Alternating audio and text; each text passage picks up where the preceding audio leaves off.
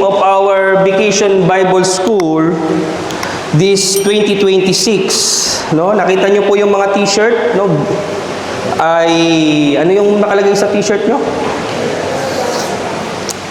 We are God's family, no? So mga kapatid, ang kabuang tema pong ito ay synchronize, no? All over the Philippines po, mga kapatid, no? Ito yung tema for 2026, no? At sa atin po ngayon naririto, ang magiging mensahe po natin will be focus, no? Ito po yung tema natin ngayong hapon, called as God's Family, empowering young believers to love, serve, and lead. No? So yun po yung core nung nagdaang vacation Bible school po ng ating mga anak. No? Love, serve, and lead. So, ang mga kabataan pong ito ay tinuruan po ng ating mga masisipag na mga teachers, no? Na sinasabi ko nga noong araw ay sila yung mga maliliit na estudyante, ngayon sila na yung mga teachers, no? So, praise God sa kanilang mga buhay. So, ang pangunahing teksto po natin ay pamilyar na pamilyar sa atin. Ito po ay matatagpuan sa Proverbs 22 verse 6, no? Turuan mo ang bata sa daan na dapat niyang lakaran at pag siya ay tumanda man ay hindi niya hihiwalayan. So brothers and sisters, sa loob po ng 3 araw ay natutunan po ng ating mga anak, no? At yung iba naman ay hindi mga first timer, no? Yung iba sa kanila ay mga naka-attend na last year. Natutunan nila kung paano mag-pray, no? Paano yung mga practices natin at higit sa lahat ay paano makilala si Jesus. No? At nakakatuwa po yung mga activity nila, no? At papuri din sa Panginoon sa ating digital ministry, no? Nakita nyo na siguro yung mga video. No? Sino yung mga nakakita na ng video sa Facebook? So, yung pa lang ay nakita nyo na yung kabuuan ng mga activity, no? At kung paano natugunan ng ating church itong BCS na ito sa pamamagitan din ng ating mga youth, no? So, mga kapatid, ngayon po ay araw na nais po nating itaas ang buhay ng mga bata. At hindi lamang po ang mensaheng ito para sa mga bata, kundi higit lalo din po sa ating mga magulang, no? At sa atin din pong mga bisita, no? Sana po makahabol yung ating mga iba pang mga participants, yung kanilang mga magulang. Yan. So, praise God. May mga dumadating pa po, no?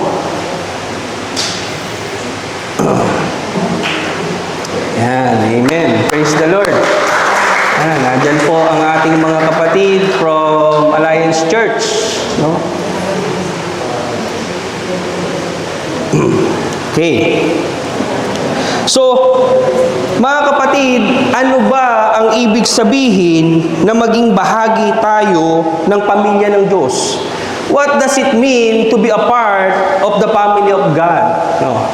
So, a while ago, I told Brother Wolf that I will try to speak in English, no, but somehow when I'm not this prepared, bear with me. No? But I know the Holy Spirit is with us, so maybe I can speak in tongues later. No, just kidding, brother. So, mga kapatid, hindi po tayo nilikha ng Diyos upang malayo sa Kanya. That's why it's very important na as a family called, no, tinawag tayo bilang bahagi ng Kanyang iglesia. No? Kaya nga mga kapatid, it is not an accident, no, that you are here today. No? Even Brother Wolf, no, it is not an accident. I know God has led you to this congregation to be a part of this service, no? Especially doon sa ating mga kapatidan, no? Sa ating mga magulang na nakasama natin ngayon. So, tayo po mga kapatid ay sumandaling tumayo. Let's all stand up and let us all pray together before we continue the message of the Lord today.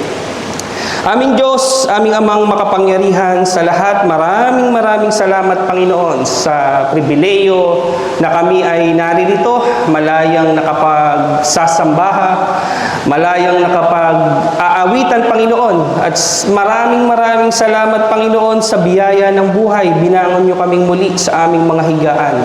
At ngayon Panginoon, ipinagdiriwang namin ang isang matugumpay na gawain Panginoon na nagdaang BCS, ang isa sa mga gawain ng iglesyang ito, Panginoon. Pagpalain niyo po ang gawain ito, Panginoon, na magpatuloy pa sa maraming taon sa pamamagitan po ng mga kapatiran, sa mga teachers na ginamit mo, Panginoon, sa mga pamunuan, Panginoon.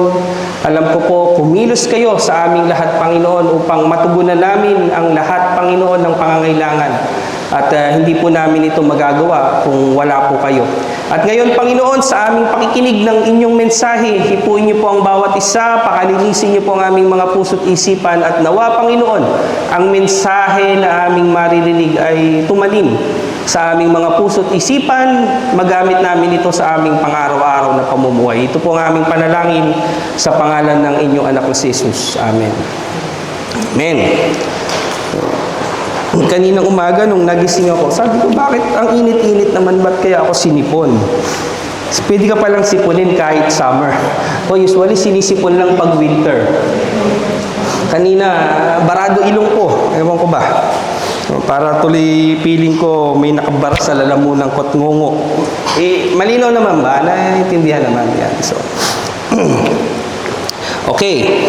So, brothers and sisters, no, ano ba yung kahalagahan, no? Ihimay-himayin po natin ito, no? Bago tayo pumunta doon sa mga kalagayan natin bilang magulang at kalagayan ng ating mga anak o yung ating mga responsibilidad, no?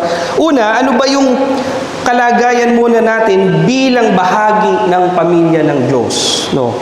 Lahat po tayo ay may pamilya, no? Nung nasa Pilipinas ako, mayroong term, ano yung putok sa buho, no? Pag putok sa buho, ano yun? Napulot ka lang, no? Wala kang magulang, wala kang ano, no? Nung bata ako, madalas ako umiiyak eh. Sabi, napulot ka lang sa tayo ng kalabaw, no? Napulot. Kamukha ko naman ng tatay ko. Sabi ko, ba't kamukha ko tatay ko, yung dad kamukha ko. No, sabi, kaya lagi akong pinaiiyak ng mga katulong namin.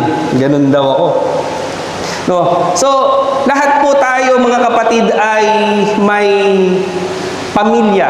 No? May pamilya tayo dito sa lupa. No? Ngunit, brothers and sisters, kahit pag-gaano kaganda at gaano, sabihin natin, gaano kaginhawa yung naging buhay natin sa ating mga magulang, no? At gaano man naging kasaya ang pamilyang ito, mga kapatid, hindi po nito kayang iligtas ang ating mga kaluluwa. Brothers and sisters, ang kasalanan po, no, this is the reason why we are separated from God. Sin is the reason. No? And ang sabi po, for us to belong to this family, no? Hindi po ito dahil sa atin, no? For us to belong to the family of God, it is not our own. No? Ito po, mga kapatid, ay isang pribileyo. No, ito po ay ibinigay ng Diyos. It is a privilege to us. So in John 1 verse 12, sabi, dadapwat ang lahat sa kanila ay nagsitanggap, ay pinagkalooban nila ng karapatang maging mga anak ng Diyos. No? The privilege is given, brothers and sisters, and not earned. No? Kaya nga, lagi nating sinasabi, hindi tayo masisave. No? We cannot save by our good works. No? Kaya nga mga kapatid, hindi po tayo pinanganak bilang anak ng Diyos agad. No? Hindi po ito automatic. No? Sa spiritual po na kahulugan, tayo ay nagiging bahagi ng kanyang pamilya, no? Sa pamamagitan po ng ating Panginoong Hesus, if we accept Him as our Lord and Savior. Amen?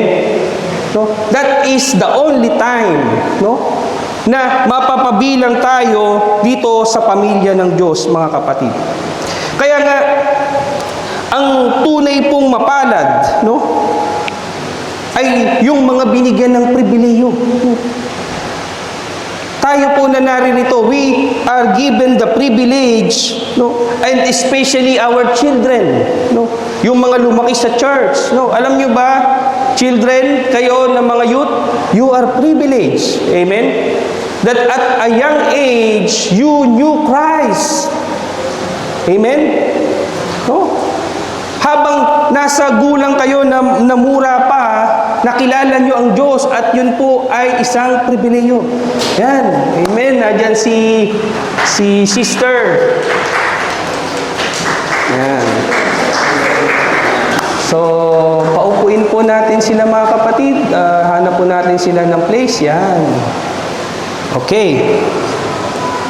So, sa pamamagitan po nito, mga kapatid, to at a young age, kaya nga ang sabi natin, turuan mo ang bata sa daang dapat niyang lakaran, at pagka siya'y tumandaman ay hindi niya ito hihiwalayan. No? Ang talata po ito ay isang utos. No? This is a mandate, brothers and sisters. No? Hindi po sinabi ng Diyos na turuan sila kapag sila'y matanda na. No. God commanded us to teach the children while they are still young.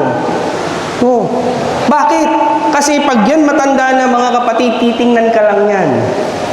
No? At hindi mo na mababago ang isip niyan dahil meron na silang sariling pag-iisip, no? Meron na silang na-develop na sarili nilang values. No? Kaya napakahalaga nito, mga kapatid, na makita natin na habang bata pa, no, ay maturuan sila na makilala ang Diyos. No? Dahil ang puso ng isang bata ay parang matabang lupa. No? Kung ang salita ng Diyos ang itinanim, pananampalataya ang aanihin. Ngunit kung ang mundo ang nagtanim, mundo rin po ang aani. No? Kaya nga, habang pure, no? Anong sabi ng ating Panginoong Hesus? No? Hayaan niyo silang lumapit sa akin. No? Kasi pinipingilan sila ng mga kasi ang lilikot siguro. No? Ang iingay. No? Pero ano ang sabi ng ating Panginoon? Hayaan niyo silang lumapit kasi sila yung magmamana ng kaharian ng Diyos. Bakit? Because they have a pure heart, mga kapatid. Kaya yung mga bata na yan, mga kapatid, habang bata pa sila, itinuturing po ng Biblia na ang mga puso nila ay matabang lupa. No? Kaya po, kailangan natin itong samantalahin. No? Did you know the formative age of the children is from 10 to 14? And even younger, depending on the intellectual capability of a child. Alam nyo ba yun? Kaya nga kapag yung mga anak nyo sobrang talino, ang liit-liit pa, sumasagot na, ang daming alam, lalo niyang turuan. Kasi pag hindi niyo yung tinuruan, konting panahon lang kayo ang tuturuan yan. Kukurik pa kayo sa Italiano yan. No, mali yung pronunciation mo, hindi ganyan yan. No. Diba? Ganyan ang mga anak natin. No, kaya habang maliliit pa yan, turuan yan. No. At mind you, brothers and sisters, hindi nyo pagsisisihan yan. No? Yan ang mga bagay na pag ginawa natin, no, napakalaki niyang pribileyo at hindi kayo magsisisi. Buti na lang, no, sinunod ko ang Biblia.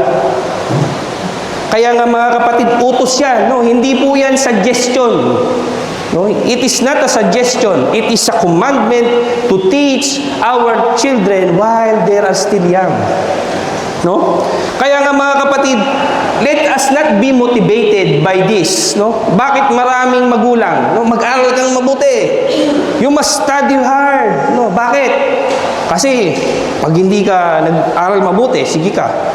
Maglilinis ka lang dito. Oh. Pag di ka nag-aral mabuti, ako, nung bata ako, ang dad ko, hindi nagsasalita yan. Ngayon, wala na ang father ko, lagi kong naiisip yung the one thing that he told me. Sabi niya, pag hindi ka nag-aral mabuti, magsisisi ka. Yun lang yung sinabi niya. No? Kasi hindi yan, hindi yan nagsasalita, ngiti-ngiti lang yun. Pero the one thing he told me, no, pag hindi ka nag-aral, magsisisi ka. No? Kaya somehow, no, nagsisi din talaga ako. No? So, ganon yun mga kapatid. No? Kailangan yung motivation natin sa ating mga anak is hindi yung pag hindi ka nag-aral, hindi ka makakakuha ng magandang trabaho. No? Tama po yun. No? Pero when it comes to the spiritual side, mga kapatid, no? Yung prinsipyo ng Biblia, kailangan po, mga kapatid, minomotivate natin sila para maging isang mabuting tao. No? Minomotivate natin sila, yung mga pagbibiling natin sa kanila ay hindi para sa atin, kung hindi para sa kanilang sarili. Amen? No? At ganoon naman tayong mga magulang. No? Kaya nga, maging marami kasing pamilya ngayon, no? Oo, pinag-aaral, pinag-i-invest, ini-investan nila, no? Pero mga kapatid, ang problema, ginagawa po itong insurance policy. Alam niyo ba yun? Oo. Natatandaan ko pa nung bata ako, no? Yung may kamag-anak kami, maraming anak. Sabi niya, nung uso kasi, nung araw, uso yung patahian. Alam niyo ba yung maraming patahian nung araw? Sa Bulacan kasi, maraming patahian. Sabi niya, 5 anak. Manahi lang yan. Buhay na ako. No, nagkatotoo naman nang naging iba yung gumanda rin yung buhay nila. Yung iba sa kanilang mga anak, naging teacher. No? Ngayon nga, nakikita ko sa Facebook, maganda yung buhay nila. No? Nagkatotoo din naman. No? Pero the point here, brothers and sisters, no, hindi tayo nag-i-invest para asahan din na tutulungan nila tayo. Hindi po ganun. Our children is not our insurance policy. No, kasi minsan kultura nating mga Pilipino yan eh. No? Na, tinulungan kita nung bata ka, pinag-aaral kita, ngayon, matanda na ako, kailangan tulungan mo din ako. Hindi po. No? Dapat alam natin kung bakit natin minamahal, alam natin kung bakit natin tinuturuan ang ating mga anak. No? Kaya nga mga kapatid, apart from the principles of the Bible, no? Sabi kasi nila, mahirap magpalaki ng anak, mahirap ang mga bata ngayon, iba ng mga bata, no? Yun kasi ang problema, no? Lumalayo tayo sa salita ng Diyos. But if we are immersed dito sa salita ng Diyos, mga kapatid, no? Hindi po mahirap dahil tinutulungan po tayo ng salita ng Diyos sa pagpapalaki ng ating mga anak. At kapag po ang tinuro natin sa kanila ay yung paniniwala sa Diyos, mga kapatid, ipinakilala natin ang ating Panginoong Hesus, no? No, in John 14:6, ako ang daan, ang katotohanan at ang buhay. Sino mang hindi sumampalataya ay hindi makakaparoon sa Ama kung hindi sa pamamagitan ko. No?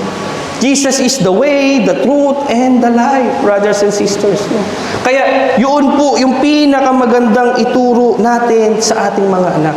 No? Brothers and sisters, no, it is fine na patuloy nating encourage ang mga anak na mag-aral mabuti, magkaroon ng magandang buhay. No? Tama po yan. No? Na somehow, dumating ang time that Filipinos here will not be rated, no, as domestic helpers. Amen?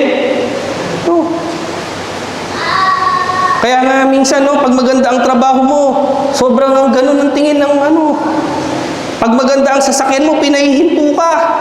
No, madalas nangyari sa amin ni Brother Bing yan. Hindi, sa kanya lang pala. No, hinaharang ka ng pulis, no, parang tataka, ano ba trabaho nito? No, na somehow, darating ang panahon, lahat tayong mga Pilipino, no, magaganda ang sasakyan, hindi ismulin, no? No, Ako nga, kung naka-blue ako doon sa trabaho ko, yung na-share ko nga sa mga kalalakihan eh. Sabi, di tumapat na yung sasakyan ko. Ang laki-laki ng nakalagay sa sasakyan ko. Otomasyon eh. No, serbisyo tekniko. Tapos sabi nung bata, "Ciao, uomo di polizia." Sabi ko, talagang kahit anong gawin natin, no? Kaya nga, pag siguro may nakakakita kay Brother Bing sa airport, talagang tinitingnan siguro si bro mula ulo hanggang pa eh. No? Kasi hindi nila matanggap minsan na may mga tayong kababayan na may mga magagandang kalagayan. No? But this is how the youth must be motivated, mga kapatid.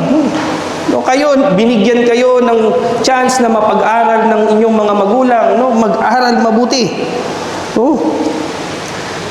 Estudyante kayo ngayon, maging estudyante kayo. Yun ako laging sinasabi ko kay Sandy. Estudyante ka ngayon, mag-aral ka, mag-estudyante ka. No, kasi pag nagtrabaho ka na, hindi ka na titigil diyan, no? Habang buhay ka na magtatrabaho. No? Pero yung estudyante, pagiging kabataan, no? Make the best out of it, no?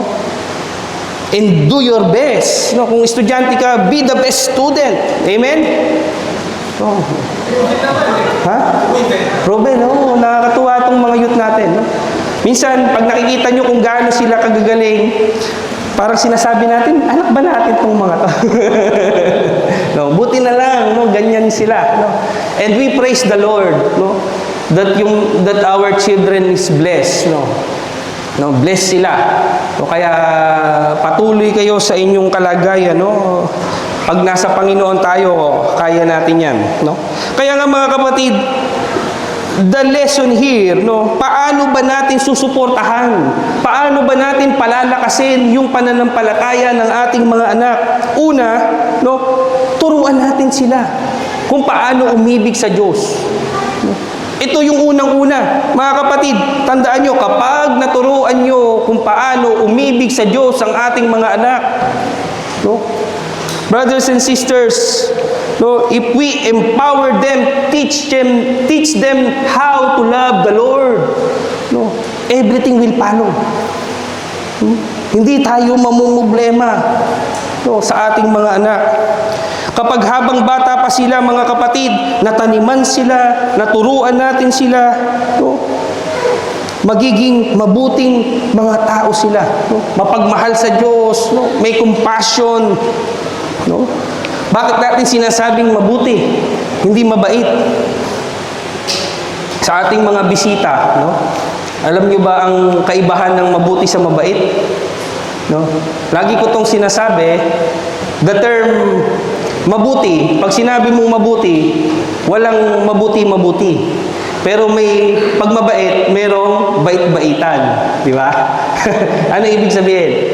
Kaya mong maging mabait sa mga tao na gusto mo lang magpakita ng kabaitan. No?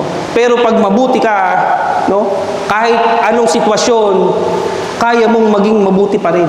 At hindi mo kayang suklian ng masama yung ginawa niyang masama sa iyo. No?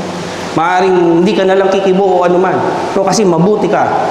No? Ganun po ang kaibahan, mga kapatid. Kaya ang ating Diyos ay mabuti. No? At ang ating Diyos ay Diyos ng pag-ibig. No? Yun po yung kanyang karakter mismo. The very essence. No? God is love. Kaya nga mga kapatid, without God, it is impossible for us to truly love. No? Kapag po tayo hiwalay sa Diyos, hindi po natin kaya talagang magmahal. Maaaring ang pagmamahal mo ay superficial, pansamantala lang, pero kapag po tayo ay tunay na nakakilala sa Diyos, ang pag-ibig po natin ay totoo. No? In 1 John 4:19, tayo'y nagsisiibig sapagkat siya ang unang umibig sa atin. No, He is the source of our love. No, hindi natin kaya magmahal ng tunay kung hindi mauna ang Diyos at maranasan ang tunay niyang pag-ibig sa atin. Amen? No? Kaya nga mga kapatid, maaaring sasabihin nyo, mahal ko ang anak ko. Ibinibigay ko ang lahat. Hindi ko yan pinapadapuan sa lamok, sa langaw. No? Lahat ng gusto niyan, ibibigay ko. No? Kahit yung organ ko, ibibigay ko dyan. No? Minsan mga kapatid, hindi po sapat yun. Ang tunay na pag-ibig po ay nakaangkla, nakasalalay kung paano tayo umibig sa Diyos. At kapag alam natin kung paano tayo umibig sa Diyos at alam natin kung paano tayo ibigin ng Diyos, mga kapatid, yun ang paraan para sila makaibig ng totoo. Kaya nga mga kapatid, kapag naturuan natin ng bata kung paano siya tunay na umibig, no, makakaasa tayo mga kapatid ng ating mga anak ay magkakaroon ng maayos na pamumuhay. Amen? Provision, guidance will follow them all the rest of their lives.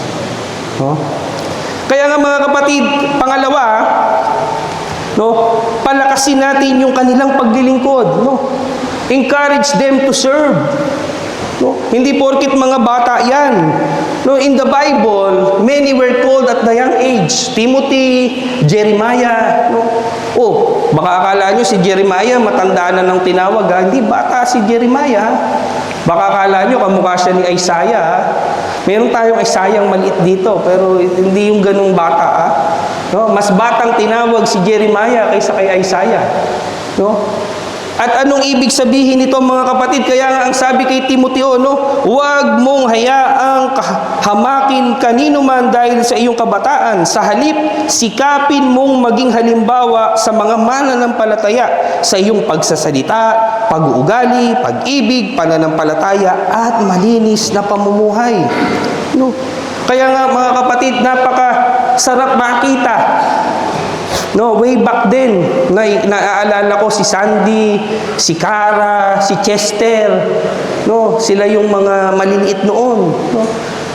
Pero nung nagstay ako dito, habang nandun lang ako sa likod, habang pinagmamasdan ko yung mga kabataang ito, no, kahit yan si Thomas, nai-imagine ko nung mga bata, no, na ang liliit pa to nung araw, no?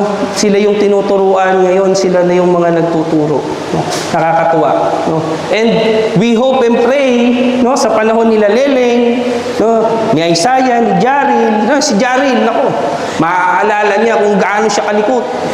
No? Tapos no, hindi naman, tinanong ko, si Jaril ba yung nakasira ng speaker? Hindi po namin alam eh. Pero alam ko natutulog si Jaril nun, kaya hindi si Jaril. No, the point here, brothers and sisters, no, yung maliliit na yan, no, hayaan natin sila na mag-grow, mag-serve, no. Kasi you may never know, yung pinakamakulit na yan, no, mali mo yan ang magpapasto, no. Yan ang mga susunod na future leaders ng ating church, di ba? So, napakahalaga mga kapatid as parents na encourage natin sila. Sige lang. No, sige lang. Meron silang gusto. No? Gusto nilang umattend ng mga gawain, Sunday school, suportahan natin sila. No? Kaya nga mga kapatid, hayaan natin silang maglingkod at ibigay yung kanilang kakayahan. No? Let them serve in the way they can. No? Minsan kasi, wala ka namang makukontribute doon, ang liit-liit mo pa eh. Pero mga kapatid, wala pong maliit na bagay sa mata ng Diyos. Amen? Ang tinitingnan niya yung puso. Kasi yung mga bata na yan, no? Sabi nga, they will inherit the kingdom of God. No? Kaya nga nung natatandaan ko, sabi ni Tita Nieves noon, kasi noon talagang gusto ko, hiwalay ang bata eh. Ang ingay-ingay kasi. Sabi ni Tita Nieves noon, hayaan mo lang yan, hiwalay yung mga bata. No? Somehow, as we mature, no, marirealize natin tama. No, kasi kahit yan naggugulo-gulo, no, somehow, sa isip nila, alam nila, they are in the church. Amen? No? Na sinama ako ni nanay, nasa church ako, no, kahit ang trabaho niyan iiyak lang, no. Pero darating ang panahon na makikita nila, no, nagkaisip ako na dito na ako dito. Sabi, dito pala ako bininyagan, dito pala ako nag-birthday. No, sana dito rin ikasal, no? Oh, hopefully, pag dumating yung time na yun, pwede ko na kayong ikasal dito. Oh.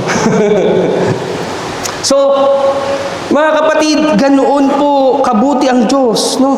Ang mga batang habang sila ay mga musmus pa, tulungan natin sila na makapaglingkod, no? Sa Diyos in the way they can, no?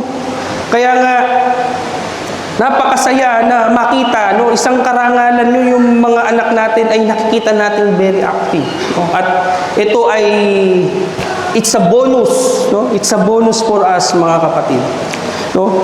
Pangatlo, palakasin natin sila na mamuno bilang mga anak ng Diyos. Empower them to lead, no?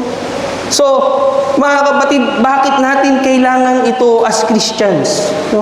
Tandaan natin, mga kapatid, na ang mundo ngayon ay nangangailangan ng mga leaders, no? Ngunit higit sa lahat, kailangan nila ng mga leader na merong banal na pagkatakot sa Diyos. Amen? Imagine nyo kung sa Pilipinas lahat takot sa Diyos. Kaganda, no?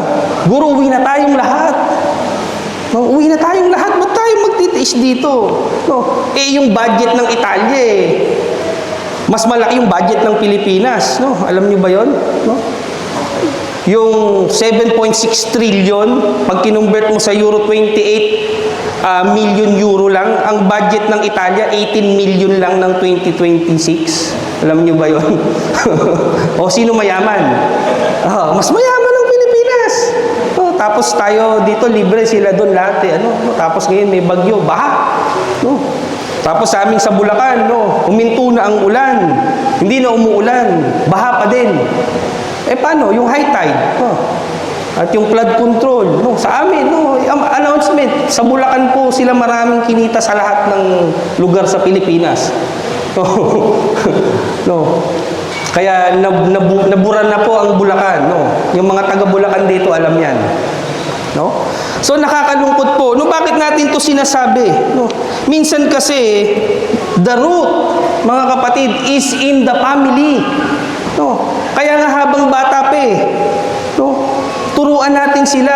Kasi habang bata pa yan, mga kapatid, makakaproduce po tayo ng mga leaders na may takot sa Diyos. Imagine, kung takot lahat sa Diyos, yung mga tao doon, walang magnanakaw. Takot sa Diyos Pero wag ka, lagi nilang ginagamit ang pangalan ng Diyos. Kala mo talagang close kay God, close sila ni Lord, pero nakaw pa din naman ng nakaw, ewan ko ba, nakakalungkot. Pero mga kapatid, as Christians, minsan, hindi po natin kailangan sumama, hindi po natin kailangan maging mga politiko Ang kailangan natin, turuan natin ang mga susunod na henerasyon. Magkaroon ng mga leader na hindi lamang mahusay magsalita, kung hindi sumusunod sa Diyos. Amen? Yung mga tao na merong takot sa Diyos, na pwedeng maging asin at ilaw ng sanlibutan. Bakit, Pastor? Kasi mga kapatid, itong mga henerasyon na to, itong mga bata na to, somehow, malay natin, magkaroon ng doktor. Amen. Magkaroon ng pulis dito. Pag Pilipino, kabayan. Pwede na natin pag-usapan yan. Sarap lang sana. Sabi ko, nag-anniversary na ako dito last August 5. 18 years na ako dito. Pero wala pa akong nakitang Pilipino, baka sa ibang lugar, na pulis. Ewan ko, baka kayo may nakita na Pilipinong pulis dito. What I'm trying to say, sana dumating ang panahon na lahat yan, yung mga bagong henerasyon, maging doktor, maging negosyante, maging mga professional, At hindi lamang sila basta successful na mga tao, kung hindi sila ay mga successful Christians. Amen? Na may banal na pagkatakot sa Diyos na pwedeng maging asin at ilaw ng sanlibutan. And that's our goal, mga kapatid.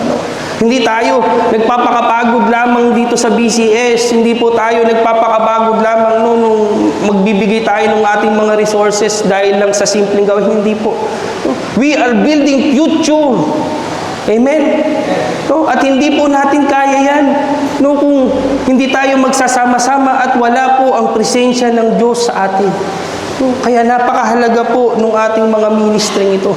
So brothers and sisters, no, ngayong araw na ito, no, yung mga bata, ito po yung mga certificate, no, alam ko yung iba, nainip na kay pastor, matapos na sana si pastor, mabigay na yung certificate sa akin, no, baka may mga batang nagugutom na, kakain na sa baba. No?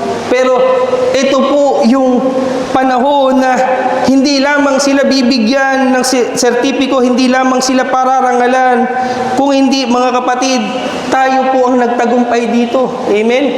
Yung mga magulang na dinala ang kanilang mga anak, kahit yung iba namultahan pa.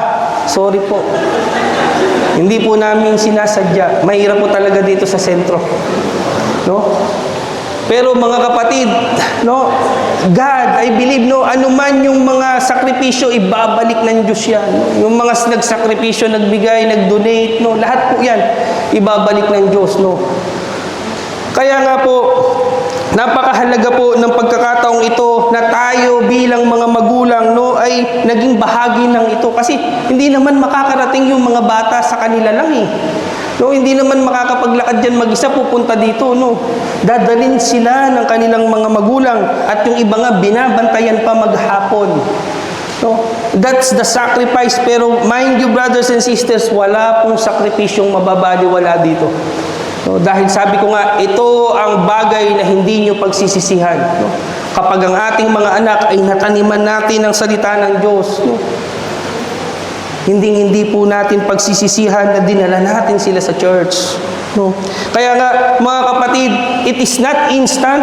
No? Maaaring yung mga magulang nyo ay believers. No? Galing kayo sa henerasyon ng mga Kristiyano. Pero mga kapatid, hindi po namamana ang pananampalataya. No, ito po ay ipinapakilala, no, at ginaguide natin sila, no, para maging makakilala at maging anak ng Diyos. No?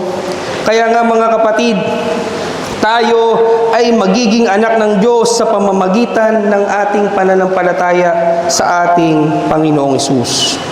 Mga minamahal, maaaring iba-iba po ang dahilan ng pagsama nyo dito, no?